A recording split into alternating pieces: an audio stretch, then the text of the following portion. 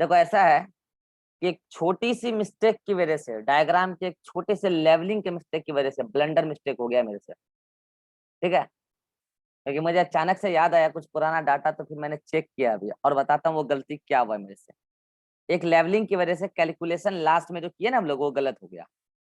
Levelling क्या मैंने बताया अभी तुमको कि ये क्या है तुम्हारा, ये सेट रीजन है, सब कुछ सही है कि सेट रीजन है। यहाँ पे आर आर एन ए है, ये भी आर डीएनए है, ये भी सही है। ये आर आर एन ए बनाएगा, ये भी बात सही है। ये भी बात सही है कि आर आर एन ए बनाएगा। ये भी बात सही है कि बाहर से प्रोटीन आएगा। और ये भी बात सही है कि क्रोमोजोम नंबर 1 से एक 5s आर एन ए बन के आएगा। सारी बातें सही है। फिर मैंने ये जो कह दिया ना कि ये एक न्यूक्लियोलस है, यही गलत हो गया। समझ रहे हो मेरे पॉइंट?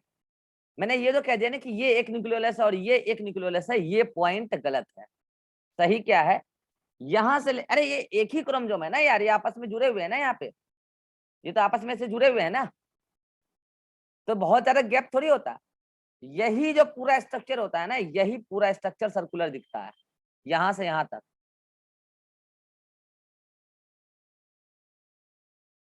ये पूरा स्ट्रक्चर सर्कुलर दिखता है। अरे कैसे बनाऊं मैं, समझ गए होगे तुम? मतलब दोनों को कवर कर लेंगे। ये एक न्यूक्लियोलस है, यही लेवलिंग में एक मिस्टेक हुआ और पूरा कैलकुलेशन केवल गड़बड़ आया, बाकी सब कुछ सही है। ये एक न्यूक्लियोलस है, मतलब एक क्रोमोसोम में, एक सेट क्रोमोसोम में एक ही न्यूक्लियोलस। क्या मेरी बात सभी लोग समझ गए क्या मिस्टेक हुआ था? सब लोग हाथ खड़ा कीजिए, समझ गए क्या मिस्टेक हुआ था? केवल कैलकुलेशन मिस्टेक है और कुछ नहीं है, बाकी सब कुछ सही है। ऐसा नहीं कि कुछ गलत पढ़ा दिए। भाई यार हम लोग भी रटे हुए थोड़ी होते हैं, वो तो लेवलिंग में मिस्टेक हुआ, उसकी वजह से कैलकुलेशन गलत हो गया। रटे हुए थोड़ी बैठे हुए होते हैं। वो तो अचानक से मुझे याद आया कि यार मैक्सिमम कहीं मैंने देखा है 10, तो मैंने रीचेक किया अभी, और तुम्हारे नोट्स में सही लिखा है 10, मैक्सिमम 10। तो वही मुझे लगा यार 10 हो यार, फिर ये 20 कैसे हो गया अभी कैलकुलेशन में? या फिर नोट्स में गलत है या फिर मैंने गलत पहली बार बता आप दिया। 10 बताए थे। हाँ तो वो, हाँ वही ना, फिर पहली मेरा बार हम दिमाग लोग जब क्लिक गलत कर गया ना कि यार ये 10 होता है, ये 20 कैलकुलेशन कैसे आ रहा है, मतलब मुझे आभास हो गया कि गलत हुआ है, कुछ कुछ गलत हुआ है। तब फिर मैंने ये लेवलिंग गलत है, ये लेवलिंग की वजह से वो कैलकुलेशन 20 आ गया ना वहां पे। तो अब फिर से कैलकुलेशन कर लेते हैं, समझ गए ना क्या गलत हुआ था? तो मतलब ये जो पूरा स्ट्रक्चर है, ये पूरा सर्कुलर स्ट्रक्चर, मेम्ब्रेनलेस स्ट्रक्चर, ये है पूरा न्यूक्लियोलस। आ जाओ वो कंक्लूजन फिर से, वो जो लास्ट वाला पेज था वो कंक्लूजन हटाते हैं, नेक्स्ट पेज पे आ जाते हैं। पॉइंट्स अबाउट, फिर से कर लेते हैं वो सारे कंक्लूजन। पॉइंट्स अबाउट क्या? न्यूक्लियोलस। वो सारे पॉइंट एक बार फिर से कर लेते हैं ताकि कोई कंफ्यूजन आपके मन में ना रहे, ठीक है। पहला पॉइंट क्या था, कोई बच्चा बता सकता है? स्क्रीनशॉट देख के सेम पॉइंट लेंगे, कोई स्क्रीनशॉट देख के बता सकता है? पहला पॉइंट क्या था? Number number of of nucleus nucleolus, nucleo yes nucleoli, nucleoli in one set one chromosome. Set. पहला पॉइंट यही था। दूसरा पॉइंट था I think number of set chromosome in one diploid cell. 2n का मतलब जानते हो आप, डिप्लॉयड सेल। तीसरा पॉइंट था मैक्सिमम नंबर ऑफ, तीसरा पॉइंट था मैक्सिमम नंबर ऑफ क्या? Nucleoli in one diploid cell. और चौथा पॉइंट सही था, लिख देते हैं एक बार फिर से। क्या? When when nucleolus is when visible large. Nucleolus becomes ला, अरे क्या था लाइन बोलो as it is. When nucleolus is visible large slash more one नहीं, क्लियरली। व्हेन न्यूक्लियोलस ये सर व्हेन बोल रहा हूँ। becomes विजिबल लार्ज, मतलब दिखता है लार्ज, और क्लियर व्हेन बिकम्स लार्ज, ठीक है, मोर लार्ज ऐसे था। When nucleolus becomes, no sir. क्या था line? When nucleolus nucleolus is is visible visible large, large. हाँ is visible large, is visible large. ठीक है, और oblique Plus more clear. More clear. अब आंसर ले लेते हैं, ठीक है, नो कन्फ्यूजन। तो एक ये रहा तुम्हारा क्या, सेट क्रोमोसोम। सेट क्रोमोसोम एक, यहाँ पे भले ही सेट रीजन 2 हो, सैटेलाइट 2 हो, ये सही बात है, सेट रीजन 2 सैटेलाइट 2, ये सही बात है, एनसीईआरटी का डायग्राम में भी देख लेना। लेकिन ये पूरा इलाका एक न्यूक्लियोलस, तो यहाँ पे नंबर क्या हो जाएगा, नंबर ऑफ न्यूक्लियोलाई। तो पहली बात यहाँ पे न्यूक्लियोलाई वर्ड यूज नहीं होना चाहिए, number of nucleolus in one set chromosome, और नंबर क्या होगा उसका 1। Number of set chromosome in one diploid cell, ये तो बता ही रखा है कितना, 10, यानी कि 5 पेयर। हाँ। और इसी वजह से क्योंकि 5 पेयर यानी कि 5 पेयर, एक एक क्रोमोसोम का 2-2 जोड़ा, मतलब कि 2-2 नंबर, तो यहाँ पे मैक्सिमम क्या हो जाएगा 10, 10. Maximum 10 nucleoli. और ये कब होगा, तो मैंने बता दिया, during High protein demand. High demand of protein, high demand of protein in cell. बोलो अब सारे पॉइंट, सारे लोगों को दिक्कत है, मतलब क्लियर है ये सारा पॉइंट, 1, 10, 10 और ये लास्ट वाला आंसर। अब कोई कंफ्यूजन नहीं होना चाहिए, जो गलती थी मैंने सुधार लिया। सभी को क्लियर है, हाथ खड़ा करो।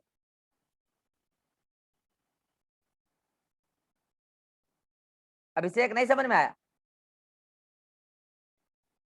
देर से हाथ खड़ा करता है लड़का। सर फोन स्लो काम करता है। अच्छा, तो ये हो गया तुम्हारा। अब मैंने कहा कि एक पॉइंट बच गया था, वो भी ले ही लेते हैं, ठीक है, ये तो मिस्टेक वाला मैंने सही कर दिया। अब एक पॉइंट क्या बच गया था, हेडिंग डालो, स्क्रीनशॉट ले लो इसका दोनों को जल्दी से, पहले इसका भी ले लो, ये डायग्राम सही कर लेना, ये डायग्राम सही कर लेना, स्क्रीनशॉट ले लो।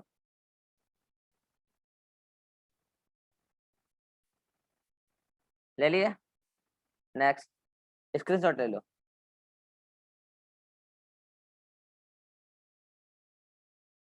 ले लिए, चलिए नेक्स्ट हमारा हेडिंग है, नेक्स्ट हमारा हेडिंग है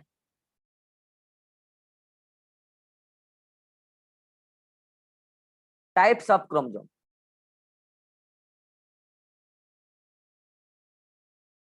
टाइप्स ऑफ क्रोमोसोम कल बताए थे on the basis of function, लेकिन आज कुछ और है। आज मैं बता रहा हूं ऑन द बेसिस ऑफ, बहुत इंपॉर्टेंट बात बता रहा हूं, पोजीशन ऑफ सेंट्रोमियर। वैसे सब नोट्स में बना हुआ है, बस नोट्स में थोड़ा सा डायग्राम में मिस्टेक है। On the basis of position of centromere, that is primary constriction, primary constriction, ठीक है। इस बेसिस पे जो क्रोमोसोम होते हैं बेसिकली 4 प्रकार के होते हैं, ठीक है, 1, 2, 3 और 4। ये 4 प्रकार के क्रोमोसोम होते हैं बेसिकली। कौन कौन, आइए देखते हैं। एक होता है मेटासेंट्रिक, थ्योरी सब कुछ सही लिखा हुआ, बस वो थोड़ा सा डायग्राम गलत बना दिया है, मेटासेंट्रिक करना था यार, मेटासेंट्रिक। एक होता है सब मेटासेंट्रिक, सब मेटासेंट्रिक। एक होता है एक्रोसेंट्रिक, एक्रोसेंट्रिक। और एक होता है टीलोसेंट्रिक, टीलोसेंट्रिक, ठीक है। 4 टाइप के क्रोमोसोम होते हैं on the basis of position of centromere, कि सेंट्रोमियर कहां पर है, यानी कि प्राइमरी कॉन्स्ट्रिक्शन कहां पर है, इस बेसिस पे। तो आइए एक एक करके डायग्राम देख लेते हैं, ठीक है। मैं कह रहा हूं कि यह है क्रोमोसोम, गौर से देखना, यह एक क्रोमेटिड, एक क्रोमेटिड ये रहा, और दूसरा क्रोमेटिड जो जुड़ा तो एकदम सेंटर पर जाके दोनों ने अपने क्रोमेटिड को अटैच किया है। ये गौर से देखो, एकदम सेंटर पे, कोई छोटा बड़ा नहीं,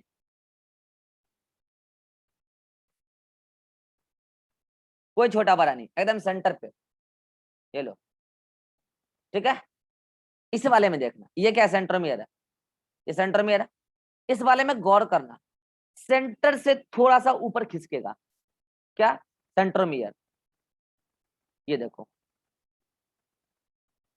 ये क्रोमेटिड देखो, नीचे वाले क्रोमेटिड थोड़े बड़े दिख रहे होंगे, मतलब नीचे वाले आर्म, नीचे वाले सेक्शन, दूसरे वाले क्रोमेटिड में भी ऐसा ही, नीचे वाला सेक्शन थोड़ा सा बड़ा दिख रहा होगा, सेंट्रोमियर सेंटर से थोड़ा सा ऊपर खिसक गया, थोड़ा सा ऊपर। अब इस वाले में आ जाओ, सेंटर के से बहुत ऊपर खिसक गया, किनारे के करीब है, किनारे पर नहीं है, किनारे के करीब है। ये एक क्रोमेटिड ऐसे एक बनाया, और ये देखो ये एक क्रोमेटिड हुआ, ये एक, ये देखो, अरे यार, ये देखो ये क्रोमेटिड का निचला हिस्सा, यानी कि सेंट्रोमियर सेंटर से काफी ऊपर चला गया, किनारे के करीब आ गया, किनारे पर नहीं है। अब यहाँ आ जाओ, सेंट्रोमियर एकदम किनारे पर है, मतलब यहाँ पे उसका वो, मतलब वो दिखेगा भी नहीं तुमको, जो एक एंड है सेंट्रोमियर का एकदम किनारे पर, और ये से एक क्रोमेटिड एकदम किनारे पर दोनों अटैच हो गया, प्राइमरी कॉन्स्ट्रिक्शन वहां पे है, किनारे पर। अब यहाँ पर मैं बता देता हूँ कि ये है तुम्हारा क्या, दिस वन इज सेंट्रोमियर, यहाँ पे सेंट्रोमियर यहाँ पे है, देखो यहाँ पे सेंट्रोमियर यहाँ पे है, और यहाँ पे सेंट्रोमियर यहाँ पे है, ठीक है। तो अब सेंट्रोमियर के बारे में पहले सारा पॉइंट लिख लेते हैं हम लोग, सेंट्रोमियर के बारे में, वैसे थ्योरी पूरा अच्छे से लिखा हुआ है नोट्स में, ठीक है। Centromere at centre, at centre, यहाँ क्या लिखोगे, सेंट्रोमियर स्लाइटली एबव सेंटर, ठीक है, स्लाइटली एबव सेंटर। और यहाँ क्या लिखोगे, centromere close to end, close to end यानी कि टर्मिनल, टर्मिनल। और यहाँ पे क्या बोलोगे, centromere at terminal, centromere at terminal. तो कई बार तो ये सवाल आ जाता है, सेंट्रोमियर का पोजीशन पूछ लेता है, तो ये इजी सवाल होता है, याद रख सकते हो। देखो मेटा का मतलब ये होता है बीच, सब मेटा मतलब थोड़ा सा बीच, एक्रो का मतलब ये होता है किनारा, और टीलो का, एक्रो का मतलब होता है किनारे के करीब, ये वर्ड ही इसका मतलब यही होता है, और टीलो का मतलब होता है किनारा, ठीक है। तो आपको याद रह जाएगा, लो मैं हिंदी भी लिख देता हूँ, इसका मतलब होता ही है किनारा, और इसका मतलब होता है किनारे के करीब, किनारे करीब, इसका मतलब होता है बीच करीब, और इसका मतलब होता है बीच, ठीक है। तो पोजीशन ऑफ सेंट्रोमियर सभी को क्लियर है, यस और नो कर दो। अब आती है इसमें, देखो होता क्या है ना, कि ये वाला जो तुमको पूरा हिस्सा दिख रहा है ना, कौन सा, ये वाला पूरा हिस्सा, ये एक क्रोमेटिड था, और इस क्रोमेटिड में देखो ये सेंट्रोमियर के ऊपर ये वाला जो पूरा हिस्सा तुमको दिखा ना, ये, इसको बोलते हैं कि ये एक आर्म बन गया, और ये दूसरा आर्म बन गया, ऐसा कहते हैं। तो ऐसे दूसरे क्रोमोसोम का भी एक आर्म बन गया, और ये दूसरा आर्म बन गया, तो यानी कि एक क्रोमोसोम में अब टोटल 4 आर्म बन गए, बाजू बाजू 4 आर्म बन गए। अब ये आर्म की साइज वगैरह तुमसे पूछ लेता है, तो उस आर्म की साइज के बारे में तुमको आइडिया देते हैं। देखो यहाँ पे इस दोनों के बारे में, ये और ये, और नीचे वाले दोनों मैं सेम कलर से बना रहा हूं, ठीक है, इस वाले में मैं सेम कलर से बना रहा हूं, ठीक है, इस वाले में मैंने सेम कलर से बनाया है। लेकिन इस वाले में देखो मैं क्या करूंगा, ये वाला और ये वाला एक कलर से बनाया मैंने, कारण है बताऊंगा क्यों। यहाँ देखो ये दोनों मैंने एक कलर से बनाया, ठीक है, और यहाँ पे तो मैं क्या कर रहा हूँ, बस डॉट दे रहा हूँ,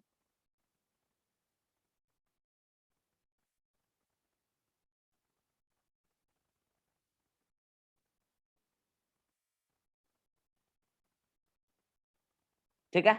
अब मैं दूसरे कलर से दूसरा बना रहा हूँ, वो इस कलर से लेता हूँ, गौर करो मैं डायग्राम किस टाइप से बना रहा हूँ।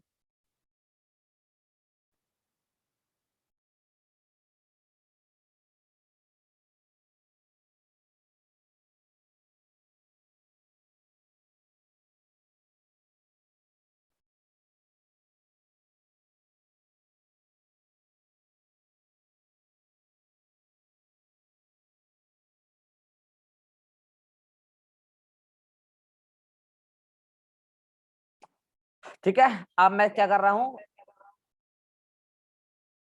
एक मिनट रुक जाओ।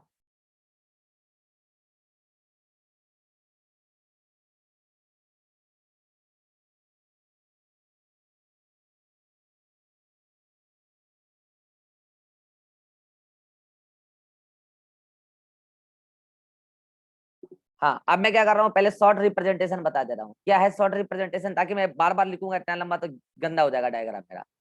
यहाँ कोने में लिख दूं शॉर्ट रिप्रेजेंटेशन। इसका मतलब एल का मतलब लॉन्ग आर्म, लॉन्ग आर्म, ठीक है। और इस पीला का मतलब हो गया आपका, पीला का मतलब हो गया आपका एस ए मतलब शॉर्ट आर्म, ठीक है। आप भी ऐसे लिख देना कहीं शॉर्ट में, ठीक है। सर उल्टा हो गया। क्या, अरे उल्टा हो गया, कलर सर ना, पीला वाला ना, हाँ कलर उल्टा हो गया, कलर उल्टा हो गया, सही बोला। कलर कोड उल्टा हो गया। ठीक है, मैं कर दे रहा हूँ। ऐसे का मतलब शॉर्ट आर्म, ऐसे का मतलब शॉर्ट आर्म, और इसका मतलब एल का मतलब लॉन्ग आर्म, ठीक है। और एक जगह मैं अलग कलर से यूज कर लेता हूँ, यहाँ पे लिख देता हूँ ई ए मतलब इक्वल आर्म, इक्वल आर्म, ठीक है। और मैं क्या करता हूँ देखो, अभी मैं क्या करने वाला हूँ कि इसको मैं इस कलर से दिखा देता हूँ,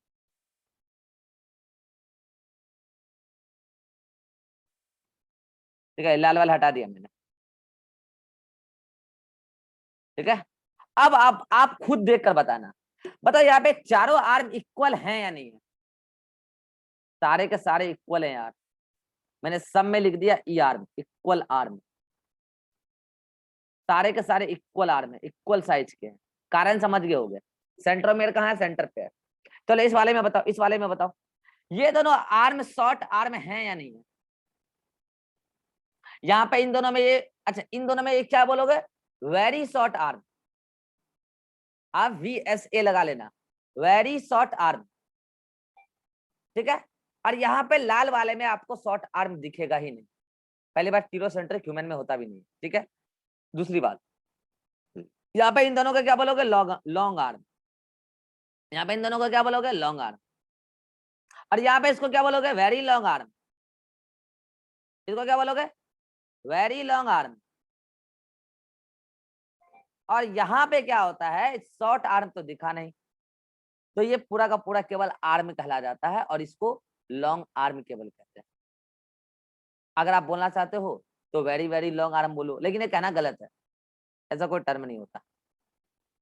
अब बोलो ये डायग्राम के थ्रू आपको क्लियर हुआ ना कि सेंटर पर होता है अगर सेंटर में तो मेटासेंट्रिक, सेंटर से थोड़ा सा ऊपर तो सब मेटासेंट्रिक, उसे और थोड़ा किनारे की तरफ चला जाए एक्रोसेंट्रिक, किनारे पे आ जाए सेंट्रोमियर प्राइमरी कंस्ट्रक्शन तो टीलोसेंट्रिक। कितने लोगों को क्लियर है, हाथ खड़ा करो जल्दी से।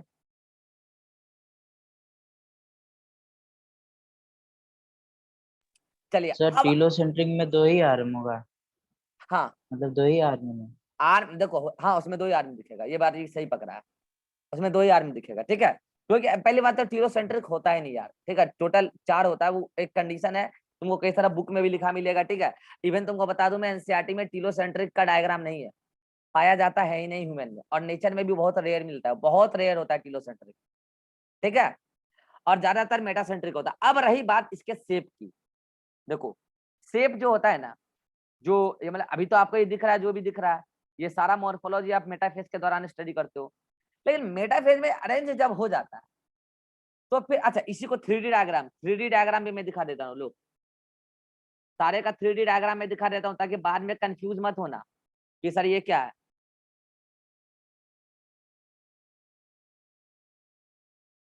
क्लियर, 3D डायग्राम है,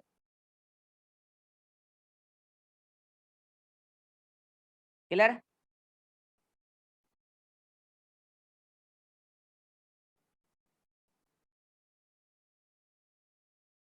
क्लियर,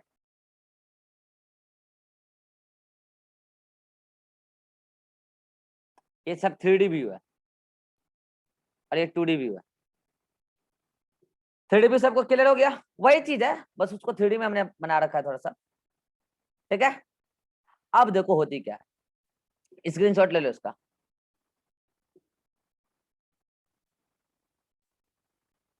ले लिए।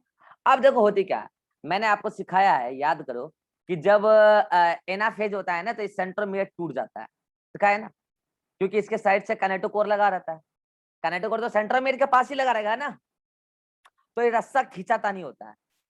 अब बताओ, जब खींचातानी के बाद खींचा जाएगा इसको, तो पता है यहाँ पे कैनेटोकोर लगा है, खींच जाने के बाद आप गौर करना, ये मान लो कि कोई भी चीज ऐसा है, मैं बताता हूँ आपको कैसे बताऊं। मान लो कि कोई भी चीज ये है मान लो, ठीक है। तो कोई भी चीज अगर पहले ऐसे है, पहले ऐसे है, लेकिन अगर चीजें इधर से खींची जाए तो थोड़े ही देर में ये चीजें ऐसी बन जाएगी कि ना बन जाएगी, यस और नो, बोलो। अभी वो ऐसे थी, अभी वो ऐसे थी, अगर कोई चीजें इधर से रास्ता लग जाए इसमें और इधर से अगर उसको खींचा जाए तो थोड़ी ही देर में वो ऐसी बन जाएगी या नहीं बन जाएगी, यस और नो करो। ये बात कितने लोग कैच कर रहे हैं? Yes sir. हाथ खड़ा करना है, बोलना कुछ भी नहीं है, कैच। तो बस वही होगा यहाँ पे, जब इसको खींचा जाएगा ना तो थोड़ी देर में वो इस टाइप का दिखने लगेगा, एक इधर और एक इधर भी खिंचाएगा,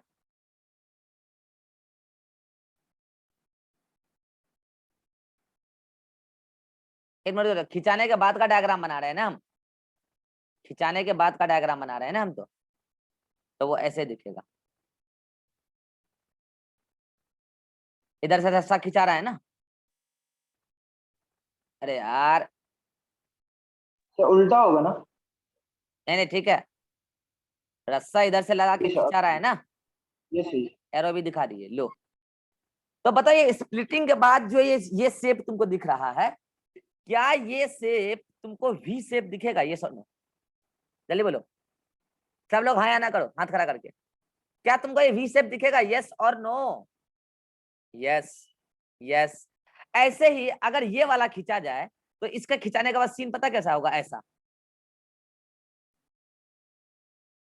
एक मिनट रुक जाओ यार,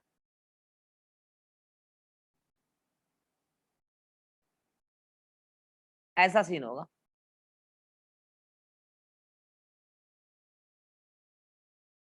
ऐसे रस्सा खिंचा रहा होगा यार।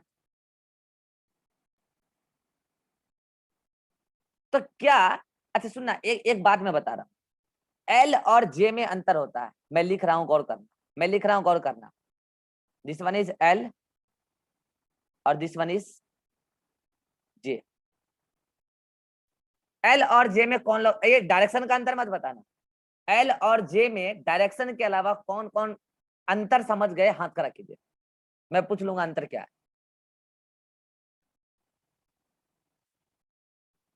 समझ गए शिवानंद, क्या अंतर समझा? सर स्ट्रेट लाइन और कर्व लाइन। वो तो अंतर है ही, उसके बाद ये लाइन है ना, इसको हम लोग बोलते थे बचपन में, क्या पता है इसको हम लोग क्या बोलते थे, मुरट्ठी, हाँ मुरट्ठी बोलते थे, जब एबीसीडी सिखाया जाता था कि एल में ज्यादा मुरट्ठी देना है, जे में कम देना है, ठीक है। तो ये मतलब अरे कर्व वाला पार्ट समझो ना, मतलब ये जो मतलब कि दूसरे एंगल में गया, यहाँ देखो एल में ज्यादा होता है और जे में कम होता है, किसी भी बुक में देख लेना, गौर किया कभी, किसी भी बुक में देख लेना, एल में ये पोर्शन ज्यादा होता है और जे में ये पोर्शन कम होता है, ये अंतर, और ये अंतर यहाँ समझ, ये काम आएगा यहाँ पे। तो जब ये खिंचाता है तो तुम गौर करना, तुम गौर करना इस वाले डायग्राम को और इस वाले डायग्राम को, इस वाले को देखो एक्रोसेंट्रिक में, इसमें पता कैसा दिखेगा, वो एकदम ऐसा,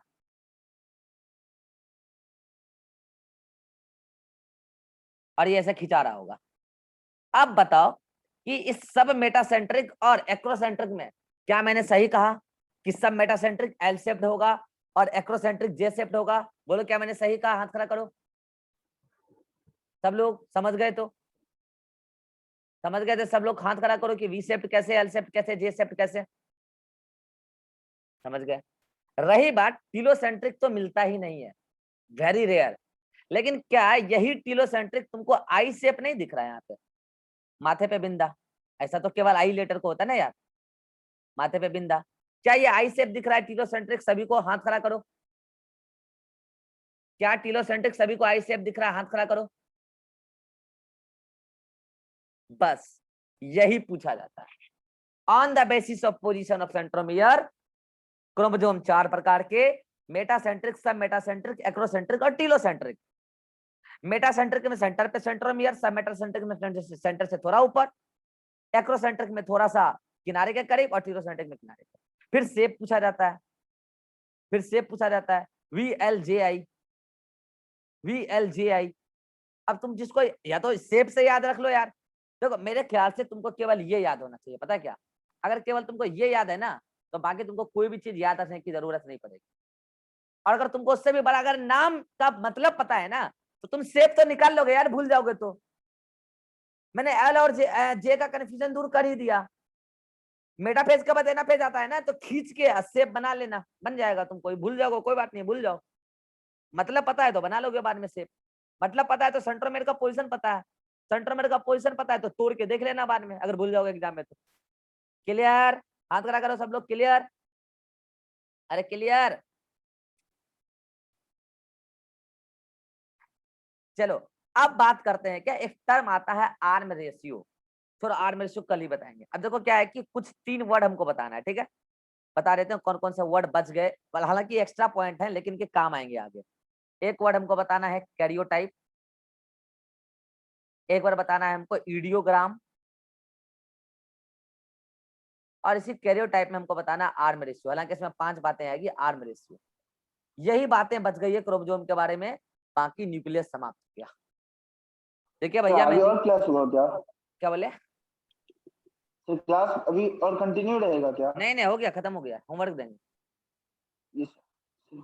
ठीक है, तो ये पॉइंट मैं घर से आने के बाद करूंगा। तो एक दिन का छुट्टी है बस, कल भर तो छुट्टी है बस, परसों तो आ ही जाऊंगा। परसों क्या है कि इवनिंग में क्लास लूंगा, मैं आऊंगा ही पटना 2 बजे, तो परसों इवनिंग में ही क्लास लूंगा। मैं सबसे एक बार बात कर लूंगा टाइम को लेकर, ठीक है। परसों इवनिंग में मैं क्लास लूंगा, बहुत ज्यादा होगा तो नाइट में ले लूंगा, लेकिन क्लास लूंगा 4 तारीख को, ठीक है। अगर बहुत ज्यादा रेयर केस हुआ तो क्लास कैंसिल होगी, नहीं तो मैं पूरी तरीके से कोशिश करूंगा, क्योंकि मैं सेटअप लेकर घर जा नहीं रहा हूँ। और सेटअप लेकर मैं घर जाऊंगा अभी तो मैं क्लास ले नहीं सकता, 7 बजे सुबह में तो ट्रेन है, तो सेटअप लेके जाने का कोई मतलब है ही नहीं, ठीक है, कोई मतलब नहीं है। आएंगे तो ही ले पाएंगे, ठीक है। तो ये बातें कुछ छूट गई है, मुझे आने के दिन याद दिला देना कि कैरियोटाइप और रेडियोग्राम बताना है, ऐसा नहीं तो मैं सेल डिवीजन स्टार्ट कर दूंगा। हाँ, साइटोस्केलेटन बताना है, तो मैं नेक्स्ट क्लास में सेल डिवीजन स्टार्ट नहीं करूंगा, कैरियोटाइप, रेडियोग्राम और साइटोस्केलेटन ये पढ़ेंगे। उसके अगले लेक्चर में हम लोग सेल डिवीजन स्टार्ट कर देंगे। देखिए भैया, ये सेल डिवीजन तभी समझ में आएगा जब आपको न्यूक्लियस इतना डिटेल में मैंने समझा दिया, ये सारी बातें आप दिमाग में एडजस्ट कर लोगे। अब बताओ हर्ष की तुम नोट्स कहां तक बना ली हो? सर 29 का जहाँ तक वो कोड वगैरह पूरा कंप्लीट हो गया है, न्यूक्लियो क्रोमोसोम क्रोमेटिन स्टार्ट। यानी कि तुम अभी न्यूक्लियर पोर कंप्लीट कियो है ना? Yes sir. देखो आज तुमको ये मिल रहा है, अब आज कल क्लास है नहीं, ठीक है, तो तुम ये चीजें थोड़ा मेंटेन करो। और मोस्ट प्रोबेबली कि 4 तारीख को भी क्लास कैंसिल ही होने की ज्यादा चांस मुझे दिख रही है। तो अगर ये 2 दिन का छुट्टी मिलता है तो इस 2 दिन में पहले तो तुम बराबरी में आ जाओ, पहली बात, क्योंकि तुम्हारे नोट्स पे कई सारे बच्चे डिपेंड है। तो पहली बात है तुम बराबरी में, तुमको भी फायदा होगा इसका, डेली पढ़ के डेली लिखोगे तो इसका एक अलग यस। फायदा है। तो बराबरी में आ जाओ, पहली बात। और उसके बाद फिर कभी पीछे मत होना लिखने में। 24 घंटे में पढ़ाई और 24 घंटे में मतलब नेक्स्ट क्लास स्टार्ट होने से पहले नोट्स मिल जाना चाहिए मुझे। तो इससे तुमको भी फायदा होगा और अदर बच्चे को भी फायदा होगा, स्पेशली टारगेट वाले तो तुम्हारे ही नोट्स पे डिपेंड है, उनके पास समय नहीं लिखने का। तो ये तो रहा बात कि अब होमवर्क, अभी मैं आपको एनसीईआरटी होमवर्क दे सर रहा मेरा हूँ। पावर ऑफ हो गया। क्या हुआ? अरे क्या हुआ? पावर ऑफ हो गया बोला सर, फोन ऑफ हो गया। अच्छा कोई बात नहीं, होमवर्क को ले लेगा वहां से, ठीक है। तो जो है कि यहाँ से मैं क्या करूंगा कि होमवर्क दे देता हूँ एनसीईआरटी का, और बाकी रहा मॉड्यूल का होमवर्क क्वेश्चन बनाने के लिए, तो वो मैं ग्रुप में भेज दूंगा। और ग्रुप में ये भी बता दूंगा कि कहाँ तक पढ़ना है मॉड्यूल। मॉड्यूल आते हैं एनसीईआरटी के होमवर्क पे, पहले नोट्स बता रहे हैं, नोट्स। देखो भैया नोट्स में सीधा सीधी बोल रहे हैं, साइटोस्केलेटन हेडिंग डाला होगा, साइटोस्केलेटन के पहले तक सब कुछ पढ़ लेना, जो भी बचा है, जो भी बचा है साइटोस्केलेटन के पहले तक ऑल। ये हो गया नोट्स में होमवर्क। आते हैं एनसीईआरटी पर। एनसीईआरटी में टॉपिक न्यूक्लियस एक बार पूरा कंप्लीट कर लेना। मॉड्यूल का मैं होमवर्क दे दूंगा ग्रुप में।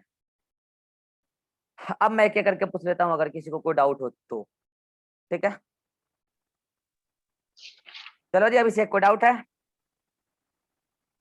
No sir. Naveen? No sir. Shivanand?